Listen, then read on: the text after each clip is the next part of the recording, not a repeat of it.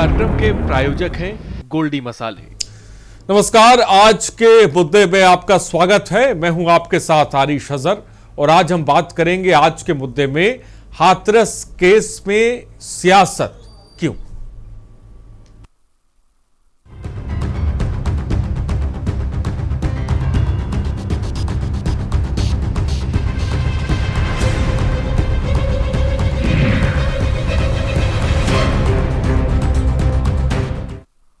तो हाथरस कांड को लेकर यूपी में सियासत का दौर जारी है, जहां एक तरफ पीड़िता इंसाफ की गुहार लगा रही है तो दूसरी तरफ यूपी में विरोधी दल सरकार पर इसी मुद्दे पर हमलावर हैं। तो वहीं आरोपी के तार समाजवादी पार्टी से जुड़ने के बाद विधान परिषद में सीएम योगी आदित्यनाथ ने सभा समेत पूरे विपक्ष पर जोरदार पलटवार किया। बड़ा मुद्दा यह है कि आखिर बड़ी घटना में सियासत क्यों हो रही है, क्यों पीड़िता को इंसाफ दिलाने के बजाय विपक्ष सियासत कर रहा है, आखिर क्यों एक आरोपी के तार किसी सियासी दल से जुड़ रहे हैं। आज के मुद्दे पर हम इन्हीं तमाम मुद्दों पर चर्चा करेंगे। फिलहाल रिपोर्ट देखिए।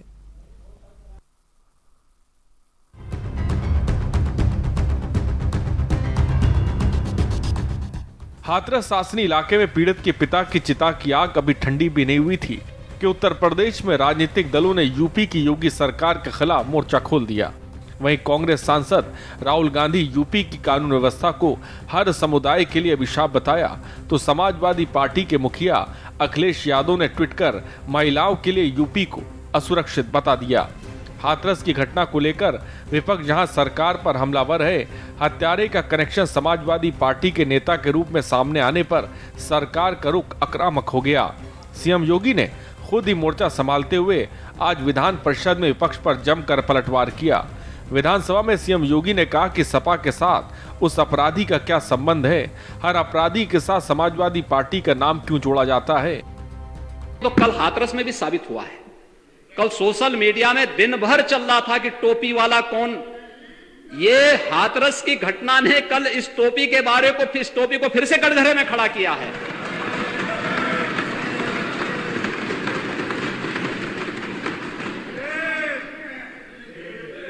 कल हाथरस में जो दुर्भाग्यपूर्ण घटना घटित हुई, क्या समाजवादी पार्टी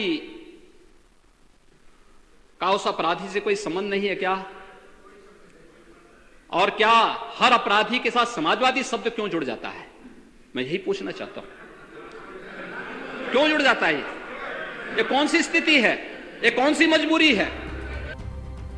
दरअसल सदन में समाजवादी पार्टी की ओर से भाजपा सांसद के साथ हाथरस कांड के अपराधी की तस्वीर दिखाई गई, जिसके बाद यूपी सीएम की ओर से सपा को करारा जवाब दिया गया और कहा गया कि समाजवादी आंदोलन को मौजूदा सपा ने अव्यावहारिक आंदोलन बना दिया है।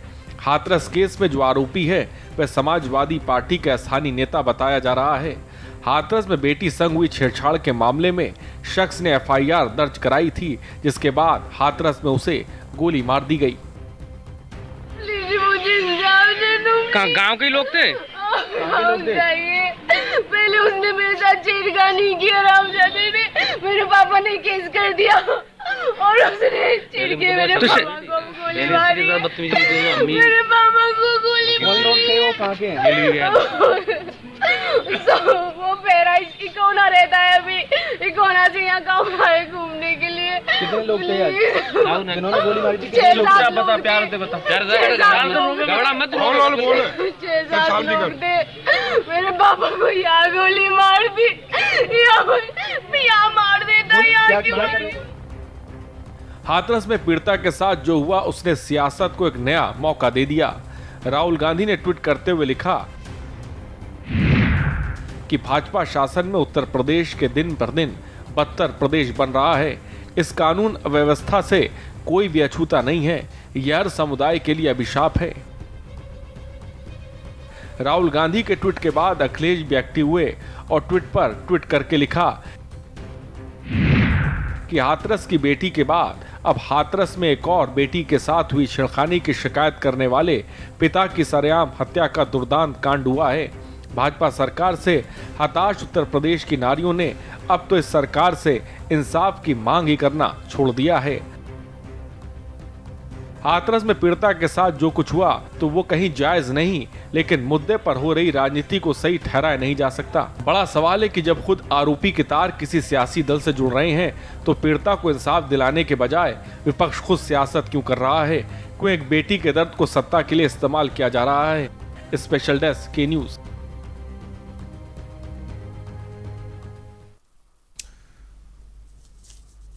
तो हाथरस की बेटी इंसाफ मांग रही है, सपा से आरोपी के तार जुड़ रहे हैं, ये भी सवाल हैं, और समाजवादी पार्टी उसके तार बीजेपी से जोड़ने में लगी है। विपक्ष ने सरकार पर भी जमकर वार किया है। विधान परिषद में सीएम ने भी जबरदस्त तरीके से पलटवार किया। इंसाफ की जगह जुबानी जंग आखिर क्यों, ये अपने आप में बड़ा सवाल है। हाथरस केस में आखिर सियासत क्यों रही, और ये प्रदेश में कोई नया मामला नहीं है। इस तरह के तमाम मामलों पर जमकर सियासत होती है और उसके बाद ट्वीट होना शुरू हो जाते हैं, बयानों का दौर होना शुरू हो जाता है। लेकिन सवाल बड़ा यहाँ पे ये उठता है कि आखिर इंसाफ कैसे मिलेगा, ये अपने आप में बड़ा सवाल है। इसी पर आज हम चर्चा करेंगे। फिलहाल हमारे साथ कुछ गेस्ट भी जुड़ रहे हैं, उनसे आपका तारुफ करा दें आज के मुद्दे में।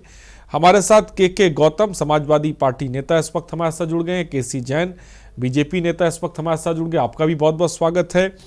अभिषेक बाजपेयी कांग्रेस प्रवक्ता इस वक्त हमारे साथ जुड़ गए, अभिषेक आपका भी बहुत बहुत स्वागत है।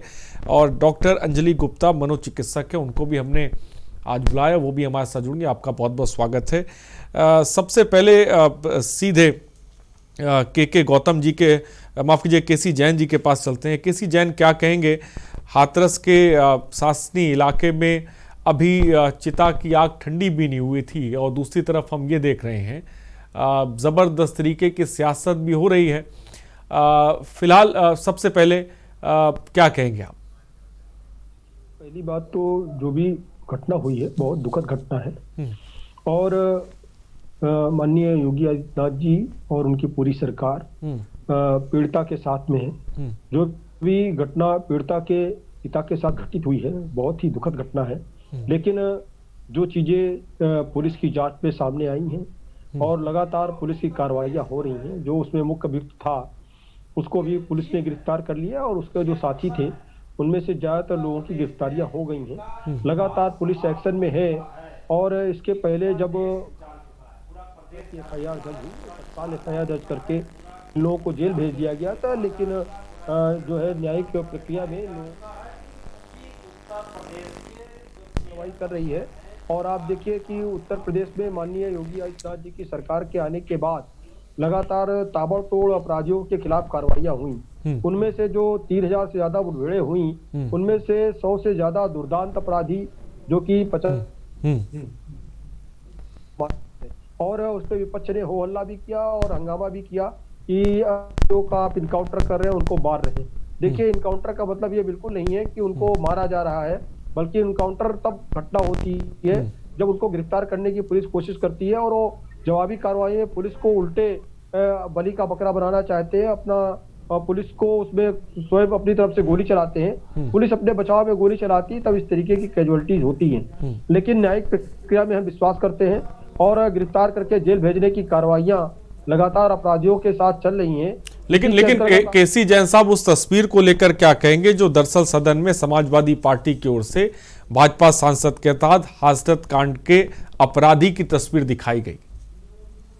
देखिए, वो जो है, जो पुलिस की रिपोर्ट थी उसके अनुसार वहां पर वो चीजें दिखाई गई, लेकिन जिस प्रकार की राजनीति रंग ले रही, जिस प्रकार की राजनीति हो रही है, आप देखिए कि अगर वो व्यक्ति समाजवादी पार्टी का है तो उसको विपक्ष से सामने बचाने के लिए आ जाता है, और अगर कोई दूसरी पार्टी जुड़ा होता है तो लगता है कि ये इस पार्टी का है। देखिए, अपराधियों की कोई जात कोई पार्टी नहीं है, अपराधी अपराधी है, भारतीय जनता पार्टी मानती है, और उन अपराधियों के खिलाफ एक अपराधी की तरीके से जो एक अपराधी ये मान करके पुलिस एक्शन लेती है, वो चाहे जिस दल का हो, चाहे जिस पार्टी का हो, चाहे जिस जात का हो, चाहे जिस धर्म का हो।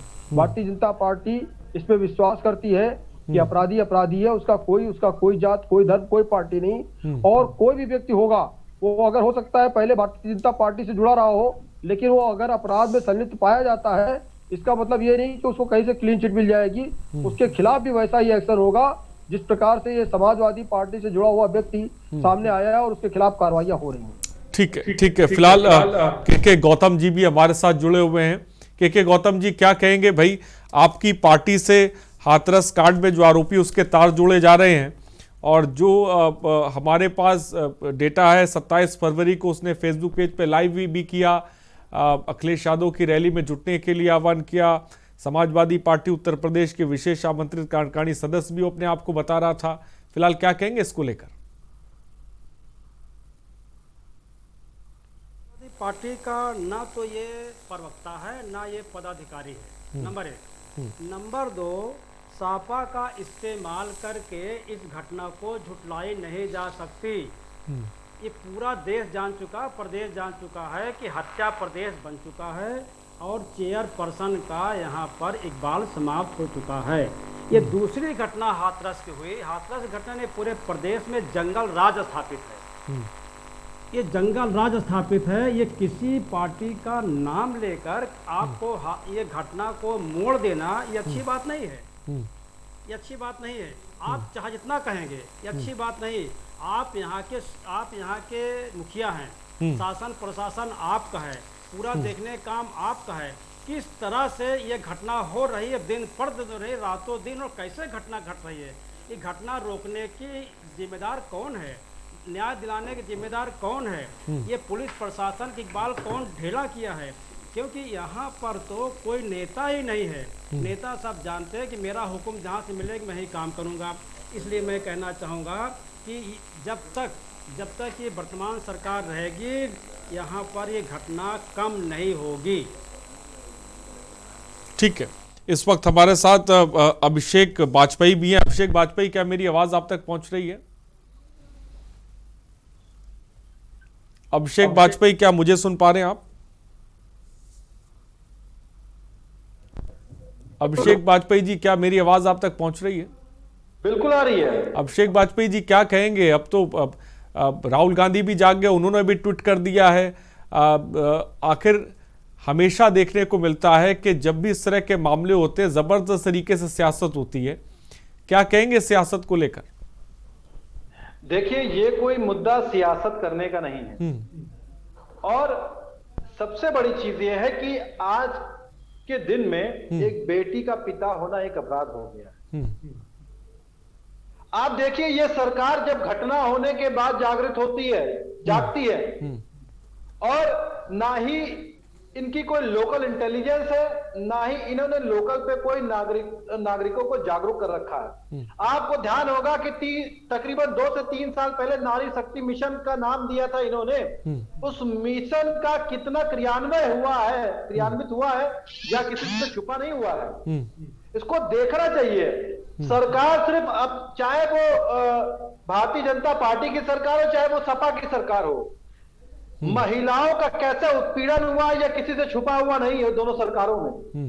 आप यह भी देखिए, भारतीय जनता पार्टी के वो सपा के कार्यकर्ता था, सपा वाले कहेंगे वो भारतीय जनता पार्टी के कार्यकर्ता था, लेकिन क्या उस व्यक्ति को न्याय मिलेगा? यह सबसे बड़ा प्रमुख प्रश्न है। क्या जो व्यक्ति, जिस बेटी ने अपना पिता खोया, जिस बहन ने अपना सुहाग खोया, उसको कौन बताएगा? एक पिता हार गया इसमें, एक पिता सरकार के आगे और गुंडों के आगे हार गया। आप देखिए, जो पहले लोग सपा में होते थे आज वो भारतीय जनता पार्टी में शामिल हैं। उनके ऊपर गंगाजल छिड़क करके उनको शुद्ध कर दिया गया है। ये सबसे बड़ा प्रमुख कांग्रेस के लोग भी आ रहे हैं, ज्योतिरादित्य सिंधिया भी आ रहे हैं, कांग्रेस के लोग भी आ रहे हैं। अरे तो आप उनको भगाइए, जो भी लोग हैं आप उनको क्यों शामिल कर रहे हैं? पहले एक एक करके सबकी प्रतिक्रिया आ जाए, मैं आऊंगा। फिलहाल हमारे साथ दिलीप यशवर्धन सामाजिक कार्यकर्ता है, वो भी जुड़ गए। दिलीप साहब, आपका बहुत बहुत स्वागत है। क्या कहेंगे हाथरस मुद्दे पर जिस तरह से सियासी तकरार देखने को मिल रही है, उसको किस तरह से देखते हैं दिलीप जी? देखिए, सियासी तकरार तो बड़ा कॉमन सी बात है, क्योंकि राजनीतिक पार्टियों को हमेशा ये मुद्दा मिल जाता है। मैं ये सवाल सारी राजनीतिक पार्टियों से खड़ा करना चाहता हूं कि उत्तर प्रदेश की अगर बात कर लें, यहाँ कांग्रेस के प्रवक्ता बैठे, समाजवादी के प्रवक्ता बैठे हैं, भाजपा के प्रवक्ता बैठे हैं, और तीनों ने ही इस सियासत को चलाया, इस सत्ता को चलाया है। आप तीनों पार्टियां मिलकर के, आपकी जिम्मेदारी समाज के प्रति बनती है। आप राजनीतिक दल हैं, राजनीतिक पार्टियां हैं और सत्ता पे काबिज रहे और काबिज होना चाहते हैं और काबिज हैं, लेकिन आपकी सबसे ज्यादा जिम्मेदारी समाज के प्रति बनती है। तो मैं ये कहता हूं कि अगर ये अपराध बेटियों के साथ हो रहा है और बेटियां सबकी हैं और महिलाएं सबके घर की हैं, तो आप सब मिलकर के ऐसा कौन सा निष्कर्ष निकालना चाहते हैं एक दूसरे पे इल्जाम लगाने के अलावा, जिससे ये अपराध रुक जाए? क्योंकि अपराध तो किसी के भी घर में हो सकता है, रेप किसी की महिला के साथ भी हो सकता है, गोलियां किसी के घर में भी चल सकती हैं। तो आप सब समाज को प्रोटेक्शन देने के लिए क्या क्या निवारण लेकर के आ रहे हैं? आप जब सत्ता में थे तो विपक्षी आप पर इल्जाम लगाते थे, आज जो सत्ता में है आप विपक्ष में बैठ करके वही इल्जाम लगा रहे हैं। ये घटनाएं तो आपके रिजीम में भी हुआ करती थी, ये घटनाएं तो समाजवादी पार्टी के रिजीम में भी हुआ करती थी, ये घटनाएं तो कांग्रेस के रिजीम में भी होती थी, बसपा के रिजीम में भी होती थी, भाजपा के रिजीम में भी हो रही है। तो फर्क क्या है? इसका फर्क और इसका खामियाजा सिर्फ और सिर्फ आम जनता को झेलना पड़ता है, हम जैसे आम नागरिकों को झेलना पड़ता है। हम आज अपनी घर की बेटी को बाहर भेजने से पहले डरते हैं कि पता नहीं मेरी बेटी के साथ कौन सी घटना हो जाएगी, मेरे दिल में डर रहता है और हर पिता के दिल में डर रहता है। ये डर समाज के दिल से कौन निकालेगा? इसकी जिम्मेदारी सारी राजनीतिक पार्टियों की है ना। ये सारी राजनीतिक पार्टियां मिलकर ये जिम्मेदारी क्यों नहीं लेती हैं? क्यों नहीं इस तरह का काम करती हैं कि इस तरह का डर समाज के दिल से निकले और अपराधी के दिल में डर बैठे? आज थाने जाने से अपराधी नहीं डरता है, आम आदमी डरता है। मेरे साथ घटना हो जाएगी तो मैं थाने जाने से डरूंगा कि पता नहीं पुलिस वाला रिपोर्ट लिखेगा कि नहीं लिखेगा, पता नहीं वो मेरी बात सुनेगा कि नहीं सुनेगा, वो मुझसे ही 4 सवाल करना शुरू कर देगा। लड़की के साथ घटना हो जाएगी तो लड़की से ही 4 उल्टे सीधे सवाल करना शुरू कर देंगे। और ये बातें हर पार्टी के रिजीम में, हर सरकार के रिजीम में रही हैं। तो ये सारी पार्टियों की राजनीतिक जिम्मेदारी, सामाजिक जिम्मेदारी बनती है कि समाज की इस कुरीति को खत्म करें। इसीलिए आपको सत्ता में बैठाला जाता है, इसीलिए प्रजातंत्र की व्यवस्था करी गई है कि आप समाज की हर बुराई को जानते हैं, समझते हैं, इसके बाद भी अगर आप उसको खत्म नहीं कर पाते हैं तो आप प्रजातंत्र का प्रतिनिधित्व करने के हकदार नहीं हैं। फिलहाल इस वक्त हमारे साथ डॉक्टर अंजलि गुप्ता भी जुड़ी है, जो कि मनोचिकित्सक है। डॉक्टर अंजलि जी, आप एक महिला हैं और महिलाओं पर जिस तरह से अपराध का ग्राफ लगातार बढ़ता जा रहा है, जिस तरह से हाल फिलहाल में जो मामले सामने आए हैं, महिला होने के नाते मैं उस पर भी आपकी प्रतिक्रिया चाहूँगा। और एक बदले की जो प्रवृत्ति है वो लोगों में बड़ी ज़बरदस्त देखने को मिल रही है, उसके पीछे की मानसिकता को भी मैं समझना चाहूँगा आपसे।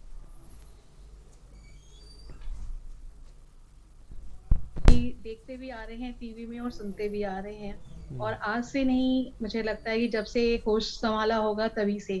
और शायद यही कारण रहा कि ये जो शक्ति मिशन का बेटी बचाओ बेटी पढ़ाओ का कार्यक्रम शुरू हुआ है हमारे उत्तर प्रदेश में। यानी कि हम महिला को सशक्त करना चाहते हैं और महिला के बारे में बहुत ऊंची और अच्छी बातें भी करते हैं। और देखिए ना, नवरात्रि में हम 9 दुर्गा, यानी कि 9 रूप जो है दुर्गा के, वो महिला ही है जो शक्ति के रूप में हम पूजते हैं, और उसको पूजने वाले महिला भी हैं, पुरुष भी हैं।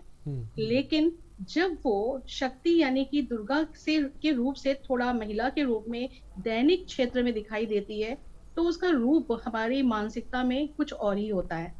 और मानसिकता में हर एक स्त्री के प्रति जो उसकी सोच होती है वो बिल्कुल ही एकदम जैसे होती है डिटेरियोरेटेड होती है या डिस्टॉर्टेड होती है।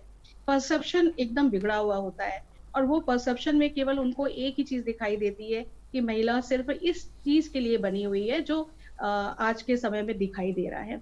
तो ये जो हमारी मानसिकता है, इस मानसिकता को देखते हुए 4 प्रकार की पर्सनालिटी हैं जो सामने आती हैं। कहते हैं इंसान और इंसानियत, जो हम सभी एक रूप में, चाहे किसी भी धर्म के हो, चाहे किसी भी पार्टी से हो, हर एक इंसान है और हर एक इंसान के अंदर इंसानियत भी छिपी हुई है। लेकिन वातावरण ऐसा, बाहर रूप का जो वातावरण ऐसा है, जो हमारे घर में जो वैल्यूज हैं, ह्यूमनिस्टिक जो वैल्यूज है, वो धीरे धीरे दूर जाते जा रहे हैं। और इसकी वजह से पर्सनालिटी जो बनती जा रही है, सबसे नंबर 1 पर्सनालिटी है जिसे कहते हैं anti social personality. Anti social का काम ही है कि जो सोशल के नॉर्म्स हैं, सोसाइटी के जो नॉर्म्स हैं, उससे विपरीत कार्य करना, नंबर 1। नंबर 2 पर्सनालिटी आती है बॉर्डर लाइन पर्सनालिटी। जो बॉर्डर लाइन पर्सनालिटी है वो या तो दोनों चीजें बड़ी एक्सट्रीम होती हैं, बिटवीन लाइंस नहीं होती, या तो गुड और या तो बैड। या तो कहेंगे कि मैं हेट करता हूँ पूरे समाज को, या कहेंगे आई लव द सोसाइटी। तो दो के बीच की स्थिति होती है। जब हेट करते हैं तो उस स्थिति में किसी के साथ मर्डर भी कर सकते हैं, किसी के साथ कोई भी काम बिगाड़ सकते हैं। तीसरी प्रकार की जो पर्सनालिटी होती है वो सैडिस्टिक पर्सनालिटी होती है। सैडिस्टिक पर्सनालिटी का मतलब है कि दूसरे को पेन देकर खुश होना, प्लेजर पाना, दूसरे को मारकर, दूसरे की इज्जत लूट कर वो प्लेजर पाते हैं। ये तीसरे प्रकार की पर्सनालिटी होती है। चौथी स्थिति होती है जो सिजोफ्रेनिया जैसी, मनोविकलता जैसी रोग, जिसे साइकोपैथ कहा जाता है, या साइकोलॉजिकल डिसऑर्डर से ग्रसित होते हैं। उनको इस तरीके का महसूस होता है कि वो उनके साथ गलत हो रहा है या दूसरों के साथ वो गलत करे, कुछ उनको ऐसे इंस्ट्रक्शंस उनको सुनाई देते हैं जिसके तहत में आकर के वो ऐसा कार्य कर जाते हैं। लेकिन शायद ये लोग कम ही होते हैं जो सिजोफ्रेनिया से या साइकोपैथ से ग्रसित होते हैं। खासतौर से सैडिस्टिक टाइप की पर्सनालिटी, एंटी सोशल की पर्सनालिटी जो है, ये इस तरह के जघन्य कार्य कर रही है। ऐसे में एक बात आपको कहना चाहूंगी कि कितने लोग हम समाज में हैं जो औरत की रक्षा कर सकते हैं, महिला की रक्षा कर सकते हैं। महिला को खुद अपने आप अपनी स्वयं की रक्षा करने हेतु उसे सशक्ति, यानी उसको शक्तियां धारण करनी पड़ेंगी, और वो शक्ति है अपने अंदर की विल पावर। जो विल पावर है, जो आत्मविश्वास है, अगर वो आत्मविश्वास के साथ थाने में जाती है और रिपोर्ट लिखवाती है, तो कोई भी कितना भी बड़ा, कैसा भी ऐसा अधिकारी से अधिकारी या छोटे दर्जे का जो पुलिस भी होगा ना, वो उसकी बात। ठीक है अंजलि गुप्ता जी, आपकी बात है कि केसी जैन, आत्मविश्वास तो खैर महिलाएं ले आएंगी, लेकिन आखिर प्रशासन क्या करेगा? और सबसे बड़ी चीज, हाथरस ये जो मामला सामने है, इसमें कैसे इंसाफ दिलाएंगे?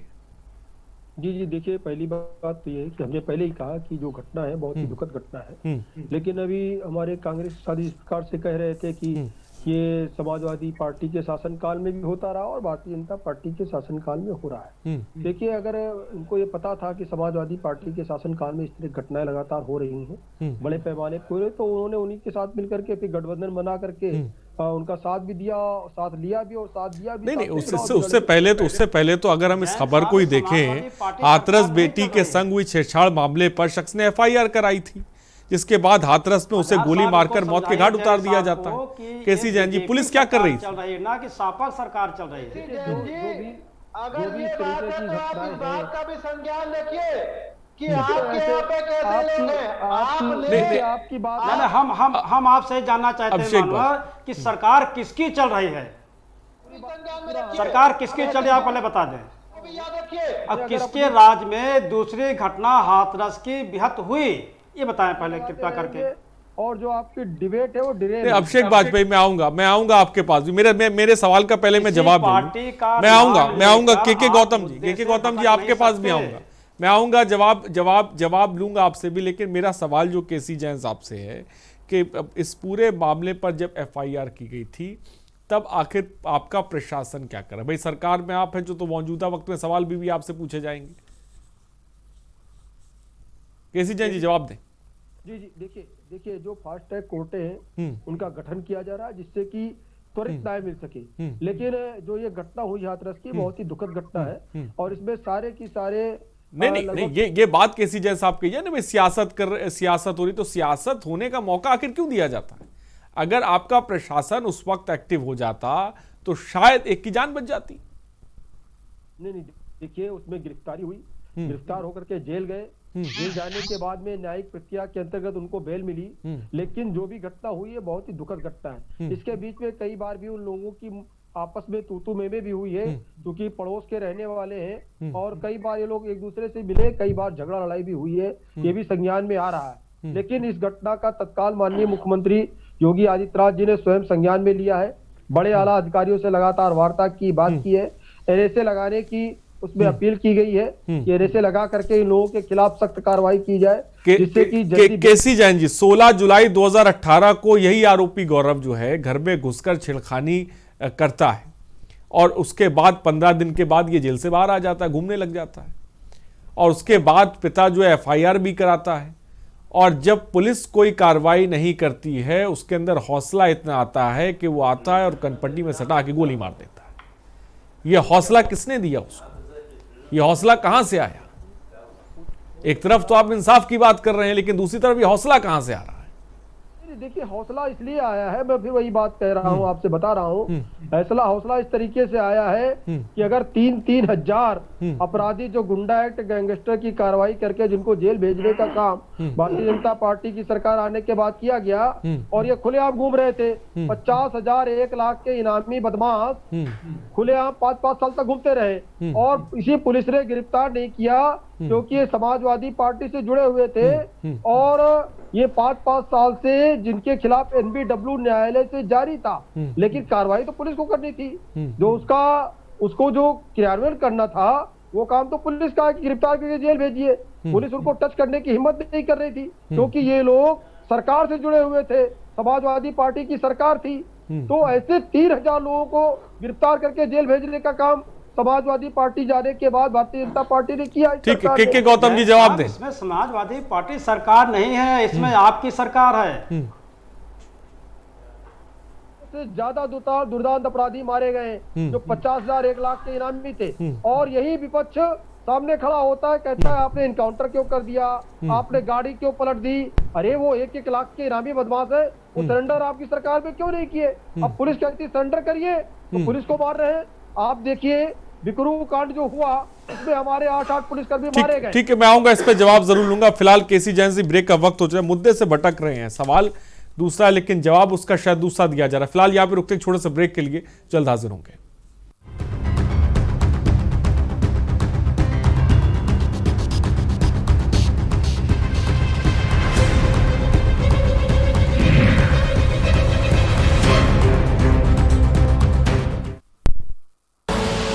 आप देख रहे हैं के न्यूज, खबरों का सारथी। और खुशबू में झूम के भाई लेके आए गोल्डी मसाले, खुशबू और स्वाद ऐसा तो रिश्तों में गुस्सा कैसा। GGS Education Group launches 20% discount on academic fee of courses MBA, BBA, BCA, BFSI and GM, D Pharma, B Pharma. Offers best infrastructure, best transport facility, best academic service and best placement service. Register today to avail 20% discount. Call 9971 496 497 or visit the campus Kanpur Lucknow Highway near Unnao. GGS Education Group. खुदी को आजमाया है तो ये अंदाज आया है, खुदी को आजमाया है तो ये अंदाज आया है। तुम में भी मैं हूं, शुद्ध प्लस पान मसाला। मिलेगा हर समस्या का समाधान, विवाह में बाधा, जीवन में वास्तु शास्त्र का प्रभाव, शिक्षा में ग्रह नक्षत्रों का प्रभाव, कारोबार में आने वाली हर बाधा का, जिंदगी में ग्रह नक्षत्रों का प्रभाव, नौकरी में बाधा। देखिए हर समस्या का समाधान लाइव विद आचार्य लंकेश। आप देख रहे हैं के न्यूज, खबरों का सारथी।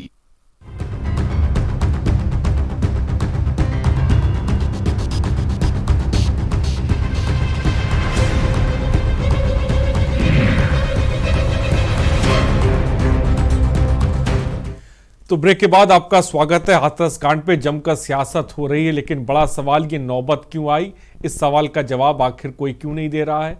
तमाम अब ट्विटर हैंडल एक्टिव हो गए हैं, अखिलेश यादव भी ट्वीट कर रहे हैं, राहुल गांधी भी ट्वीट कर रहे हैं, जबरदस्त तरीके से बीजेपी भी जो है विपक्ष पर निशाना साध रही है। लेकिन इन सब के बीच कई ऐसे सवाल हैं जो दबे हुए हैं। फिलहाल अभिषेक वाजपेयी कुछ कहना चाहते थे केसी जैन की बात पर। अभिषेक वाजपेयी जवाब दें। जी देखिए, केसी जैन जी बोल रहे थे, बिकरू कांड का जिक्र कर रहे थे, इनको ये बताना चाहिए था कि कानून मंत्री का उनके साथ उसके साथ क्या साठगांठ थी, इसको बताना चाहिए था। फिर आप गलत बात कर रहे हैं। मैं गलत बात में चुनौती दे रहा हूं आपको। फिर आप गलत बात कर रहे हैं। मैं बिल्कुल गलत बात नहीं कर रहा हूं। अब आप नहीं सुनिए, अब आप नहीं सुनिए, अपराधी होता है। करके बैठिए, आप बंद करके बैठिए। आपके यहाँ पे अपराधियों को शरण देते हैं, क्यों है आप ये बता आपके दीजिए। यहाँ पे शरण देते हैं अपराधियों को, आप अपराधियों को गले क्यों आपके लगाते हैं? यहाँ पे लखीमपुर की घटना को याद कर लेते, अपने विधायक के ऊपर आप कार्रवाई करने करता है, की घटना याद कर लेते, कहते हैं आपने सेना को बचाने की पूरी कोशिश की, उसके ऊपर याद कर लेते, आप जैसे लोगों की वजह से बलात्कार होते हैं, कहते अपनी उसकी बीबी को, आप जैसे लोगों की वजह से हत्या होती है, कहते हैं उसकी बीबी को हत्या आपने होती अपने यहाँ पे है, सदस्य बनाया, उसको याद कर देते लोग हैं, आपको शरण आनी चाहिए, को आपके यहाँ पे बचाने का आप लोग प्रयास करते हैं। अपराधियों की शरण स्थली बन करके रह गए हैं। अपराधियों को बताइए आप, कैसी जैन जी आपके यहाँ पे अपराधियों को शरण दी जाती है, विपक्ष में आप ये क्या वो बताइए, सपा पे, क्या वो भारतीय जनता पार्टी में, विकास दुबे क्या पक्ष में विपक्ष में आप ये बताइए। अरे जो अपराधी है उसको सजा मिलनी चाहिए, हम इस पक्ष में है, जो अपराधी है उसको सजा मिलनी चाहिए, हम इस पक्ष में है, लेकिन आपके यहाँ पे शर्म आनी चाहिए कि अपराध को रोक नहीं पाते, उसके बाद विपक्ष के ऊपर ठीकरा फोड़ना चाहते हैं। नहीं, जनता ने आपको मैंडेट दिया था, उस पे काम करना चाहिए था। नहीं, अब अभिषेक वाजपेयी जी कांग्रेस क्या करेगी भाई? बस एक ट्वीट कर दिया राहुल गांधी ने, बस बात खत्म हो गई। इस पे कैसे इंसाफ दिलाएंगे आप?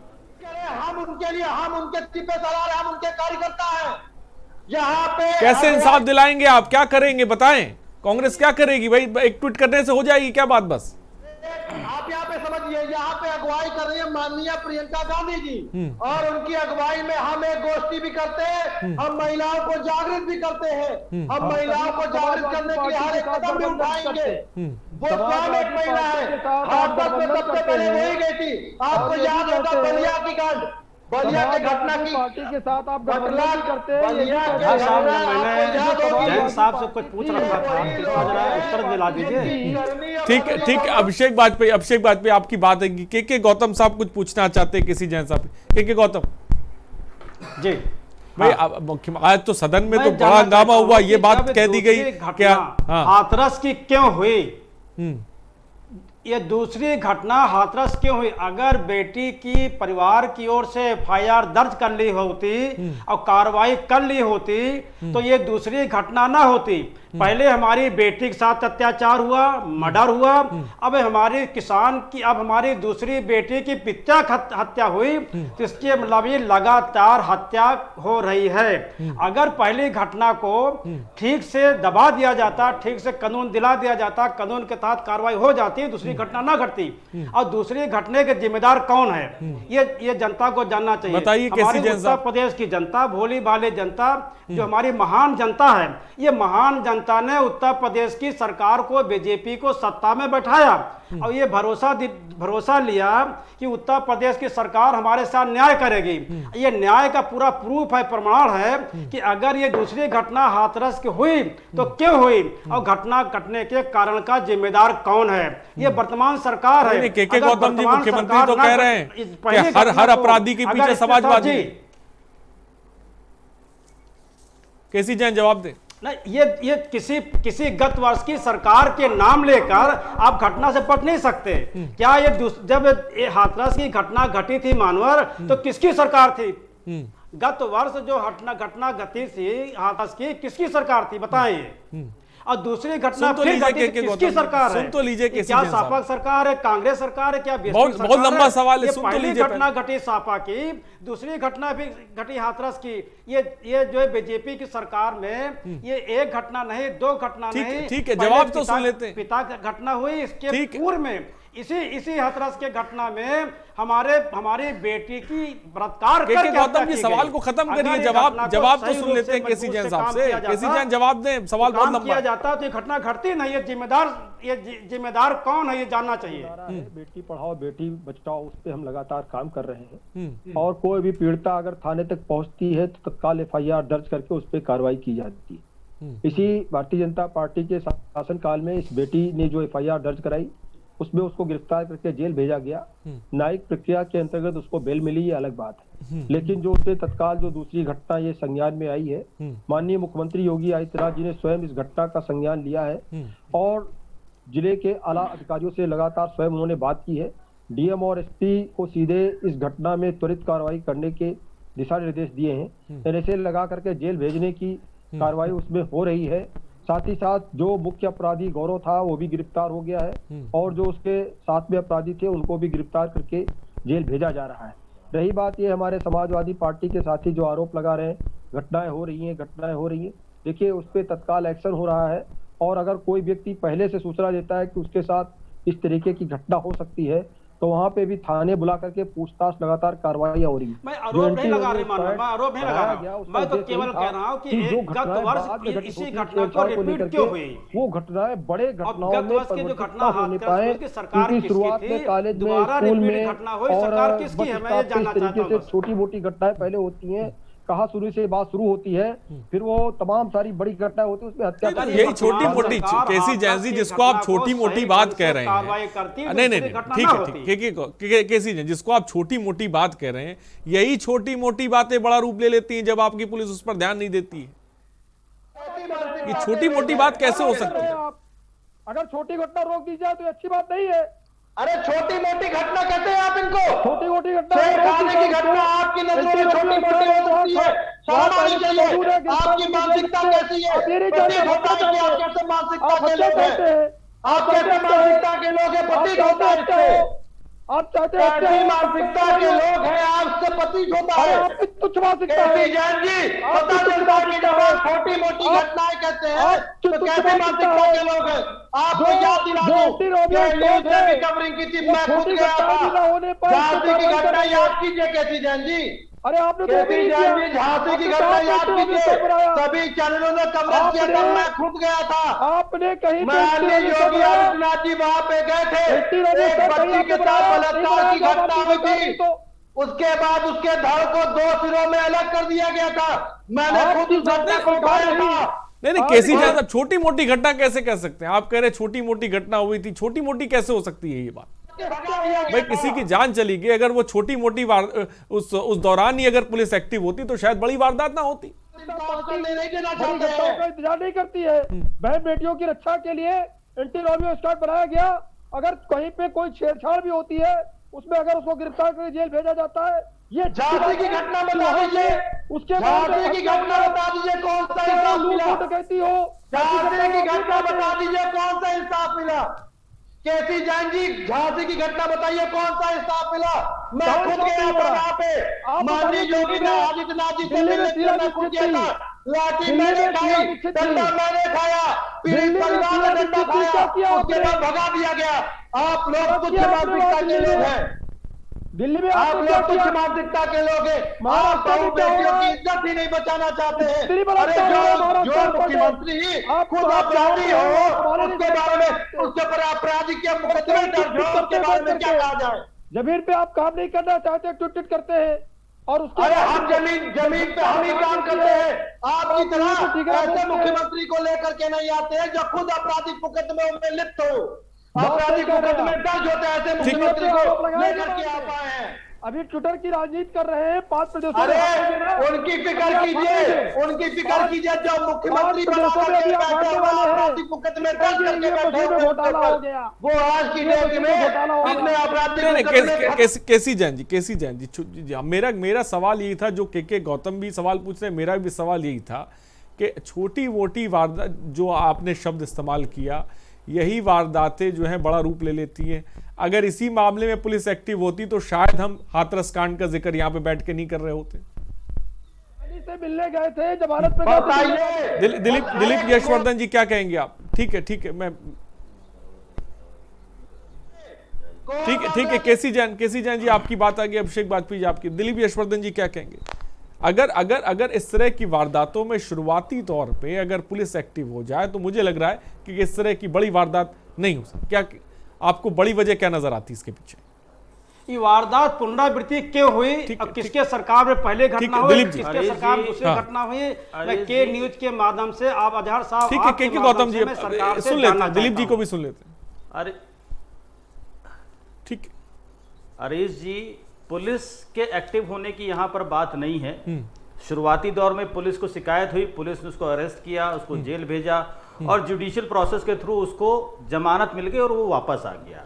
यहां पर पुलिस का काम खत्म हो जाता है। जब वो जमानत लेकर के वापस आ गए, इसके बाद पुलिस अनटिल अनलेस दोबारा शिकायत नहीं होगी तब तक पुलिस कुछ नहीं कर सकती है। यहां पर काम पुलिस से ज्यादा कानूनी प्रक्रिया का है। कानूनी प्रक्रिया क्या है, कानून में बदलाव का है, और इस बात की विजिलेंस करने की जिम्मेदारी सरकार की है। अभी आप एक सवाल कर रहे थे हरीश जी कि वो गोली चलाने का जिगर कहां से आया, हिम्मत कहां से आया। मैं कहता हूं हिम्मत कहीं से है, लेकिन वो असलाह कहां से आया जिससे उसने गोली चलाई। ये जो गैर कानूनी रूप से असलाहों की तस्करी होती है, इसको रोकने की जिम्मेदारी शासन की है, प्रशासन की है। गौतम साहब बार बार एक सवाल पूछ रहे हैं कि ये घटना किसके रिजीम में हुई, ये घटना किसके रिजीम में हुई। अरे सरकार, ये घटना प्रजातंत्र के रिजीम में हुई है, सरकार के रिजीम में हुई। सरकार आप भी रहे हैं, सरकार भाजपा भी रही है, सरकार बहुत सारी पार्टियां रही हैं, ये प्रजातंत्र के रिजीम में हो रही है। आप इस बात की जिम्मेदारी क्यों नहीं लेते हैं? आप इस बात से क्या नकार सकते हैं कि आपके जमाने में घटना नहीं होती थी? रिपीट कर दे। आप ये बताइए कि जब आपके जमाने में घटना होती थी तो आपने कानून में कौन सा सुधार किया जो घटनाएं ना हो? रिपीट कैसे? आप ये बताइए कि कौन सी ऐसी राजनीतिक पार्टी है जो गुंडों को टिकट नहीं देती है? क्यों देती है? यहां पर इलेक्शन कमीशन को सख्त होने की जरूरत है। जब अपराध करने वाले जिनके ऊपर प्रोसिक्यूशन लगा हुआ है, चल रहा है, वो जब प्रजातंत्र का सहारा लेकर के सरकार बन जाएंगे तो फिर घटनाएं कैसे रुकेंगी? ये सवाल है इस देश के संविधान के ऊपर, ये सवाल है इस देश के प्रजातंत्र के ऊपर, ये सवाल है इस देश के इलेक्शन कमीशन के ऊपर कि वो इन चीजों का कॉग्निजेंस क्यों नहीं लेता है। ये सवाल है इस देश की अपेक्स कोर्ट के ऊपर कि क्यों वो अपराधियों को टिकट लेने के लिए परमिशन देता है, क्यों नहीं जुडिशियल प्रोनाउंसमेंट के थ्रू ऐसे अपराधियों को प्रजातंत्र का सहारा लेकर के राजनीति में आने से रोका जाता है। जब तक इनको नहीं रोका जाएगा, जब तक गुंडा ही सरकार नहीं बनेगा, तब तक ये घटनाएं रुकेंगी नहीं, क्योंकि अपराधी के दिल से डर निकलेगा ही नहीं। उसको पता है पुलिस उसकी है, आज वो साधारण आदमी है, पुलिस उसको कुछ कह सकती है, कल वो इलेक्शन जीत के माननीय बन जाएगा, और जब माननीय बन जाएगा तो वही थाना जो उसको अरेस्ट करने गया था, वही थाना उसके प्रोटेक्शन में लग जाएगा। मजबूरी है, इस देश का कानून ऐसा कहता है। तो यहां कानून को सुधारने की जरूरत है। कानून बदलेगा तो ये सब कुछ बदलेगा, वरना कुछ नहीं बदलेगा। गौतम जी क्या कहेंगे भाई? ये आरोप लग रहे हैं कि गौरव को समाजवादी पार्टी से जोड़ा जा रहा है। मुख्यमंत्री ने तो यहां तक कह डाला, गैर अपराधी के साथ समाजवादी पार्टी। अजहर साहब, किसी की पार्टी का नाम लेकर ये घटना दबाई नहीं जा सकती, ये घटना दबाई नहीं जा सकती। अब इस सरकार को बताना चाहिए कि पहली घटना मुझसे चूक हो गई, इसलिए दूसरी घटना घटी है। अब किसी का नाम लेकर, किसी की पार्टी का लेकर मुद्दा को भड़काया नहीं जा सकता। जनता सब समझ चुकी है, जनता समझ चुकी। 1.5 साल में 2 घटना एक ही जिले में। भाई गौरव समाजवादी पार्टी का नेता था, गौरव के फेसबुक प्रोफाइल पे ये लिखा हुआ था, और साथ ही साथ वो प्रदेश विशेष आमंत्रित कार्यकारिणी सदस्य छात्र सभा अधिकारी है, ना कोई ये किसी नाम लेकर मुद्दा को भड़काया नहीं जा सकता। किसी के नाम लेकर कानून का नाम लेकर काम करना चाहिए। किसी पार्टी के लेकर नाम करके कुछ एक मुद्दा को भड़काया जा रहा, जनता को भड़काया जा रहा, इसमें कुछ नहीं होने वाला। इनको सख्त सख्त कार्रवाई की जाती। पहले मुद्दे को अगर सरकार सख्ती से कार्रवाई करती, आज की घटना नहीं होती। ये 100% सत्य है। ये क्यों नहीं मानती सरकार कि अब दोबारा घटना नहीं घटेगी? कम कम ये आश्वासन दे कि अब दोबारा घटना उत्तर प्रदेश में नहीं घटेगी। ये आश्वासन लेना चाहिए सरकार के माध्यम से। सरकार आपके माध्यम से आश्वासन लेना चाहता हूँ, खास तौर से जैन साहब से, जो इसमें सत्तारूढ़ के दल के हमारे बीजेपी के नेता हैं, इनसे हमको जानना चाहिए कि भाई तीसरी घटना हाथरस में अब नहीं होगी, ऐसा आश्वासन देना चाहिए उत्तर प्रदेश जनता ने। क्योंकि उत्तर प्रदेश की जनता एक महान जनता ने, नहीं, वो तो आश्वासन दे देंगे, उसके बाद घटना होगी तो फिर कह देंगे पीछे समाजवादी पार्टी का हाथ था। नहीं तो ये तो पिछली सरकार के या पिछली पार्टी के नाम लेकर बच नहीं सकते। इनको बचना नहीं चाहिए, गलत चीज है ये। पिछली सरकार नाम नहीं बच सकते। किसी भी दल का नेता हो, किसी भी पार्टी का नेता हो, किसी भी हो, इसको सख्त सख्त कार्रवाई होना चाहिए, इसके खिलाफ कार्रवाई होनी चाहिए। मेरी मांग है ये। केसी जैन साहब क्या कहेंगे? लेकिन ये तो नहीं बता, जैन साहब नहीं बता पा रहे हैं कि दूसरी घटना कैसे घटी है हाथरस में। इतनी बड़ी घटना घटी तो कैसे दोबारा घटना, अब तीसरी घटना नहीं घटेगी, ये आश्वासन आना चाहिए बीजेपी की ओर से। हाथरस में नहीं, पूरे उत्तर प्रदेश में तीसरी घटना नहीं आनी चाहिए, ये आश्वासन देना चाहिए माननीय मुख्यमंत्री जी को। बड़ी कार्रवाइयां हुई। अगर उनकी संपत्तियां जब्त हुई, जो नाजायज संपत्तियां थीं, जो कब्जे की संपत्तियां थीं, और उनकी बिल्डिंगें गिराई गई, तो इसी समाजवादी पार्टी की छाती पे सांप लौटने लगा। होना ये चाहिए कि देखिए, लेकिन दिया गया मुलजिम घूम रहा। अगर ये जो बहन है, जो बहन ने अपने पिता को कंधा दे रही है, इसकी पुलिस वाले सही ढंग से एफआईआर कर लेते, ये एफआईआर कर लेते, पुलिस कार्रवाई कर लेती, जिक्र किया, बहन का यही समाजवादी पार्टी, यही कांग्रेस, यही बसपा, अलग अलग तरीके से परिभाषा डालने लगी। प्रशासन, उसकी वाइफ क्या थी, उसका बेटा क्या था, उसका चाचा क्या था, उसका ताऊ क्या था, किसका फोटो किसके साथ था। देखिए, जिसने 8-8 कर्जों को पारा, अगर उसके साथ में कोई दुर्घटना होती है और पुलिस कार्रवाई होती है, साहब ये सियासत तो सब कर रहे हैं। आपकी पार्टी में भी भाई जो है मुख्यमंत्री साफ तौर पे ये बात कह रहे हैं, भाई समाजवादी पार्टी भी उधर जो है फोटो दिखा रही है बीजेपी सांसद के साथ, तो इसमें तो सब लगे हुए हैं। को दबाया नहीं जा सकता। अपने एक थाने पे हमला करके अपने बेटे को छुड़ा लिया था, उसके बारे में भी जरा बताएं तो बड़ी खुशी होगी। उसके ऊपर कितनी कार्रवाई की, इसके बारे में भी बता दे कि लखीमपुर के विधायक ने कैसे छेड़खानी के मामले में थाने के ऊपर हमला करके अपने बेटे को बचा ले गए। ये कहना चाहिए कि अब उत्तर प्रदेश में तीसरी घटना नहीं घटेगी हाथरस में, कम से कम तीसरी घटना हाथरस नहीं घटना चाहिए, ये आश्वासन आना चाहिए। अब माननीय मुख्यमंत्री जी को ये घोषणा करना चाहिए कि हाथरस में तीसरी घटना नहीं घटेगी। इनके मंत्री याद नहीं होंगे जिन्होंने एक पत्रकार को जिंदा फूंक दिया था, ये तीनों और न तो उन्नाव की घटना इनको याद होगी, 2 बेटियां लटकी हुई मिली थी, उन्नाव की घटना और मुख्यमंत्री आवास के पास 2 बेटियों की लाशें मिली थी। तो तमाम सारी घटनाएं हुई, लेकिन बात यह कि अपराधियों के अंदर भय कैसे कायम हो, अपराधियों का मनोबल कैसे गिरे, उसके लिए माननीय मुख्यमंत्री योगी आदित्यनाथ जी ने जो फैसला लिया, गिरफ्तारियां हुई। जब आप उनको ठीक, मैं आऊंगा आप सभी को। काफी देर से अंजलि गुप्ता जी बैठी। अंजलि गुप्ता जी, जिस तरह से खासकर क्राइम का ग्राफ में के गौतम जी, मैं आता हूं आपके पास। अंजलि गुप्ता जी क्या कहेंगी, जो खासकर महिलाओं पर अपराध का जो क्राइम है वो लगातार बढ़ता जा रहा है। मनोचिकित्सक के नाते मैं आपसे समझना चाहूंगा, समाज में किस तरह के कदम उठाने की सरकार को जरूरत है ताकि इस पर लगाम लगाई जा सके? मैं आपको ये बताना चाहूंगी, जब कोरोना का और जब कोरोना का लॉकडाउन जब हटाया गया, तो सबसे पहले आप लोगों ने देखा होगा, सबसे पहले शराब के ठेके सबसे पहले खुले गए।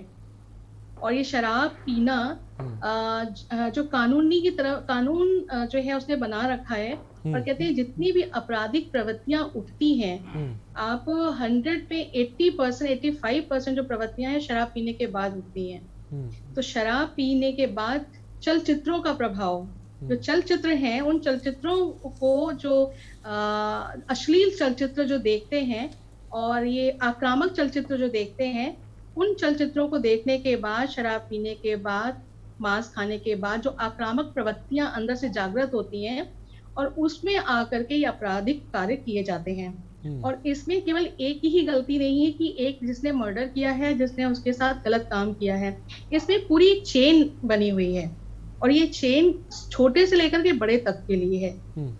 हम किसी का भी जिक्र नहीं करेंगे कि बड़ा अधिकारी से जुड़ा हुआ है, छोटा अधिकारी, लेकिन समाज में ये देखने को मिल रहा है कि हर एक दूसरे को दोष दिखा रहा है, दूसरे का दोषी ठहरा रहा है, लेकिन छोटे से बड़े तक का कहीं ना कहीं कुछ मिला हुआ है। और मिला होने की वजह से उनको एनकरेजमेंट जो है वो बहुत अच्छी तरीके से मिलता है। जैसे अभी आप में गौतम जी या और भी लोगों ने अभी डिस्कशन किया कि हमने सजा दी, और सजा दे करके 1 हफ्ते के अंदर बेल दे दी। एक ने इतना बड़ा अपराध किया, अपराध करने के बाद आपने दूसरा अपराध करने के लिए उसे बाहर निकाल दिया। जो सजा है यहाँ पर, वो सजा बहुत ही मिनिमल है, बहुत ना के बराबर है, और उसी की वजह से उनको एक प्रोत्साहन मिलता है कि अरे ये मैं कर लूंगा, उसके बाद कितने समय तक यहाँ रहूंगा, कुछ समय तक रहूंगा। और दूसरी अगर पावर है, कहते हैं power to control, power of position, वो अगर अच्छी फैमिली से है तो उनको ये पता है कि हम अच्छी फैमिली से हैं, हमारे पीछे बैकिंग बहुत अच्छी है। तो बैकिंग होने की वजह से अगर मैं कोई अपराध करता हूँ तो मुझे बहुत जल्दी ही मुझे वहां से छुड़ा लिया जाएगा, यानी कि मुझे बेल मिल जाएगी, तो उसका जो प्रोत्साहन है ये भी हमारे जो लोग हैं वो करते हैं। और अभी आप चारों जैसे दिख रहा है, बीजेपी है, समाजवादी पार्टी है, कांग्रेस पार्टी है, यानी कि एक जैसे कि एग्जांपल दे कि एक पेंटिंग सुंदर सी आपने बनाई है, अगर उस पेंटिंग में अगर आप कहें कि उसमें क्या कमी दिख रही है, तो उस सुंदर पेंटिंग में 10 लोग आ जाएंगे कमी बताने के लिए। और अगर कहेंगे कि अगर ये पेंटिंग बनी कैसी बनी है, तो शायद कुछ ही लोग होंगे ये कि अच्छी बनी है। तो हमारे जो आदित्य योगी नाथ जी हैं कितना भी अच्छा कार्य कर रहे हैं, या पहले की पार्टियां कितना भी अच्छा कार्य करते आ रहे हैं, लेकिन कहते हैं कि हमारे समाज में जो बीज है वो बीज ही कड़वा है। जब बीज ही कड़वा है तो फल तो कड़वे होंगे ही होंगे। और ये जो बीज है वो मानसिकता की बीज है, और वो अगर कड़वी है, खराब है, आपराधिक है, तो ये समाज में फैलाएगी, दुर्गंध फैलाएगी और दुर्गंध फैला रही है। और उसका बीज केवल कैसे जा सकता है? आध्यात्मिकता के बल से।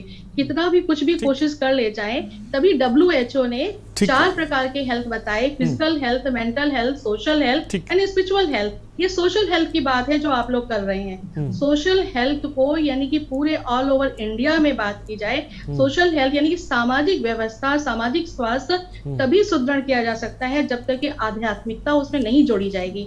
और आध्यात्मिकता का मतलब है संस्कार परिवार से जुड़े दिए जाते हैं। परिवार में ही माँ बाप ही अगर शराब पीने वाले हैं, आपराधिक प्रवृत्ति वाले हैं, तो जीन्स में वो प्रवृत्ति आ जाती है, जिसको कहते हैं जेनेटिक लोडिंग।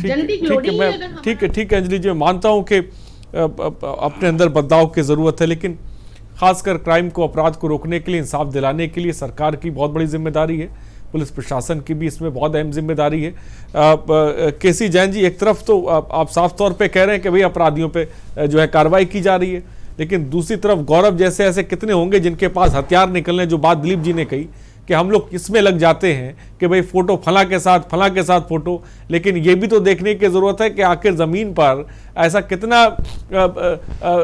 अपराधी या बदमाश पड़ा हुआ है जिसके पास ये असला कहां से आ रहा है, जिसके पास कहां से ये जो है तमंचे और ये तमाम चीजें आ रही हैं। देखिए, ये बात आपकी सही है, और जो इस तरीके से इनलीगल तरीके से जो चाहे देसी कट्टे बन रहे हो या कहीं पे आर्म्स फैक्ट्री हो, उन पे भी लगातार कार्रवाइयां हो रही हैं। जो इनलीगल भट्टियां शराब की, उन पे भी लगातार कार्रवाइयां हो रही हैं। लेकिन जो बात आपने कही कि ऐसे कितने लोग हैं, देखिए जो लोग भी अपराध में संलिप्त हैं, जो लोग पहले कहीं ना कहीं अपराध से जुड़े हुए हैं, उनके खिलाफ तो कार्रवाई पुलिस कर सकती है। लेकिन जो एक तरीके से स्लीपिंग मॉड्यूल के रूप में कहीं पे हैं, जो कहीं पे कोई भी अपराध में संलिप्त नहीं रहे हैं और कहीं पे इस तरीके से हैं, लेकिन फिर भी जो लोकल पुलिस की लोकल इंटेलिजेंस है वो भी लगातार काम कर रही है। ठीक है, आपकी बात है कि फाइनल कमेंट के गौतम जी, इंसाफ दिलाने के लिए हाथरस की बेटी के लिए समाजवादी पार्टी क्या करेगी, जल्दी से बता दीजिए। देखिए, समाजवादी पार्टी ये इसका मानना है कि अपराधी जो है किसी पार्टी का होता नहीं, ये पार्टी का नाम लेकर ही तो गलत बोल रहे हैं। मैं जानना चाहता हूं कि पहली घटना का आरोपी है और ये आरोपी दूसरी घटना कर दिया, तो इसके जिम्मेदार कौन? नंबर 2 कि अगर इस घटना को सही ढंग से कार्रवाई कर दी जाती तो ये घटना न घटती। तीसरी आरोप ये कि एक किसान के लोग देश में हड़ताल करके, देश में बंदी करके, देश में अपनी मांग को पूरा करने के रातों दिन परेशान है, और दूसरी यहाँ पर किसान की हत्या होती है। जिम्मेदार कौन है? ये केंद्र और स्टेट दोनों जिम्मेदार है। इसको चाहिए, सरकार को चाहिए, किसान की हत्या हुई, बहन बेटी के पिता की हत्या हुई, अगर सही ढंग से होती तो हत्या ना होती। ये जिम्मेदार सरकार है। सरकार को देश की जनता के सामने, प्रदेश की जनता के सामने क्षमा मांगना चाहिए कि दोबारा घटना ना देश में होगी ना प्रदेश में होगी, खास तौर से हाथरस घटना नहीं होगी। ये मेरा मांग है। सरकार इस पर कार्रवाई तुरंत अविलंब करना चाहिए। ठीक है, दिलीप यशवर्धन जी, अब फाइनल कमेंट आपका। हरीश जी, मेरा ये कहना है कि जिस दिन इस देश और प्रदेश में कानून का इकबाल होगा, उस दिन अपराध रुक जाएगा। जब इस देश में ये जो घटनाएं हैं, इनको देख करके सामाजिक उबाल आएगा, तो समाज में बदलाव आएगा। आप कानून का एडमिनिस्ट्रेशन जिस दिन सख्त हो जाएगा, उस दिन इन घटनाओं पे रोक लग जाएगी। और ये जिम्मेदारी इस देश की हर राजनीतिक पार्टी की है।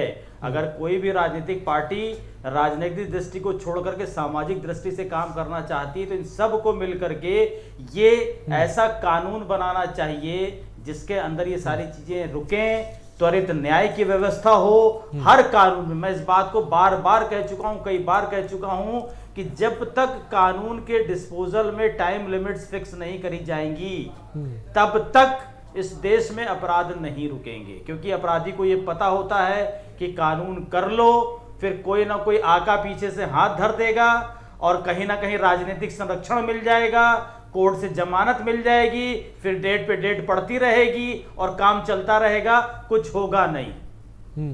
बड़ी बात दिलीप यशवर्धन ने कही कि एक डर पैदा करने पड़ेगा, जो डर एक सख्त कानून तो हमारे पास है लेकिन कहते हैं कि उसका ज़मीन पर सही तरह से इम्प्लीमेंट नहीं होता, जो एक बहुत बड़ी वजह भी है। फिलहाल बहुत बहुत शुक्रिया केसी जैन जी हमसे जुड़ने के लिए, के गौतम जी, अभिषेक वाजपेयी आपका बहुत बहुत शुक्रिया, अंजलि गुप्ता जी आपका बहुत बहुत शुक्रिया, दिलीप यशवर्धन जी आपका बहुत बहुत शुक्रिया हमसे जुड़ने के लिए और अपनी बात को रखने के लिए। तो हाथरस में एक बार फिर से कांड हुआ, इसको लेकर तमाम तरह की बातें की जा रही हैं, ज़बरदस्त तरीके सियासत भी देखने को मिल रही है और ये भी देखने को मिल रहा है कि भाई फला नेता के साथ फोटो, फला नेता के साथ, पार्टी के साथ फोटो। लेकिन इन सब के बीच जो बड़ा सवाल ये कि आखिर ये नौबती कैसे पैदा हो गई। अगर शुरुआती ही तौर पर अपराधी को अगर मुंह तोड़ जवाब प्रशासन के द्वारा दे दिया जाए, अगर उसके दिल, उसके जहन के अंदर खौफ पैदा कर दिया जाए, तो ऐसे हाथरस कांड दोबारा देखने को नहीं मिलेंगे। आज के मुद्दे में इतना ही, बने रहिए हमारे साथ। नमस्कार।